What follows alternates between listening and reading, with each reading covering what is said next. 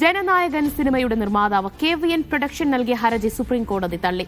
Sensor certificate നൽകണമെന്ന മദ്രാസ് ഹൈക്കോടതി single bench ഉത്തരവ് സ്റ്റേ ചെയ്ത ഡിവിഷൻ ബെഞ്ചിന്റെ തീരുമാനത്തിനെതിരെയാണ് ഹർജി നൽകിയിരുന്നത്. മദ്രാസ് ഹൈക്കോടതിയുടെ ഡിവിഷൻ ബെഞ്ചിന് മുൻപാകെ വാദങ്ങൾ ഉന്നയിക്കാൻ സുപ്രീം കോടതി ഹർജിക്കാരനോട് നിർദ്ദേശിച്ചു.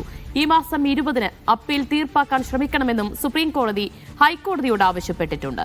ധനസുമോദ് വിവരങ്ങൾ നൽകും. ധനസുമോദ്, എന്ത് നിരീക്ഷണമാണ് ഇന്നിപ്പോൾ ഈ നിർമ്മാതാക്കളുടെ ഹർജി പരിഗണിച്ചുകൊണ്ട് സുപ്രീം കോടതിയിൽ നിന്നുണ്ടായത്?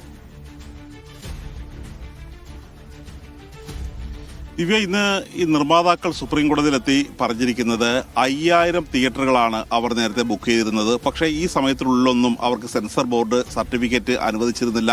ഇതിന്റെ കൂടി അടിസ്ഥാനത്തിലാണ് മദ്രാസ് ഹൈക്കോടതിയുടെ സിംഗിൾ ബെഞ്ചിൽ സമീപിച്ചപ്പോൾ അവർ എത്രയും വേഗം സെൻസർ സർട്ടിഫിക്കറ്റ് നൽകാൻ അറിയിച്ചത്, ഉത്തരവിട്ടത്. പക്ഷേ അന്ന് തന്നെ വൈകിട്ടോടുകൂടി ഡിവിഷൻ ബെഞ്ച് ഇത് സ്റ്റേ ചെയ്യുകയായിരുന്നു ചെയ്തത്. ഇതിനെതിരെയായിരുന്നു സുപ്രീം കോടതിയിലേക്ക് നിർമ്മാതാക്കൾ എത്തിയത്. പക്ഷേ നിർമ്മാതാക്കൾ അതിവേഗത്തിലാണ് എത്തിയത് എന്നുള്ള ഒരു നിരീക്ഷണം തന്നെയാണ് സുപ്രീം കോടതി നടത്തിയത്. കാരണം ഇപ്പോൾ നിലവിൽ കോടതി ഇപ്പോൾ കേട്ടുകൊണ്ടിരിക്കുന്ന ഒരു കേസ് തന്നെയാണ്, മദ്രാസ് ഹൈക്കോടതി കേട്ടുകൊണ്ടിരിക്കുന്ന കേസാണ്. ഇതെന്താണ് ഇത്ര വേഗത്തിൽ, ഇത്ര തിടുക്കത്തിൽ സുപ്രീം കോടതിയിലേക്ക് എത്തിയത് എന്നുള്ളൊരു കാര്യമാണ് ചോദിച്ചത്.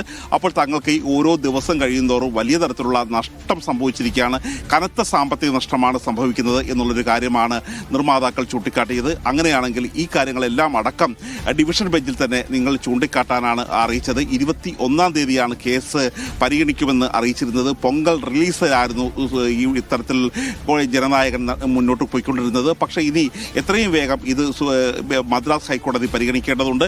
അതുകൊണ്ട് 20-ാം തീയതിയെങ്കിലും ഇക്കാര്യം പരിഗണിക്കണം, ഇക്കാര്യത്തിൽ തീർപ്പാക്കണം എന്നുള്ള ഒരു ആവശ്യമാണ് ഏറ്റവും ഒടുവിൽ മുന്നോട്ട് വെച്ചത്. ഇത് സുപ്രീം കോടതി അംഗീകരിച്ചുകൊണ്ടാണ് ഈ ഹർജി തള്ളിക്കളഞ്ഞത്.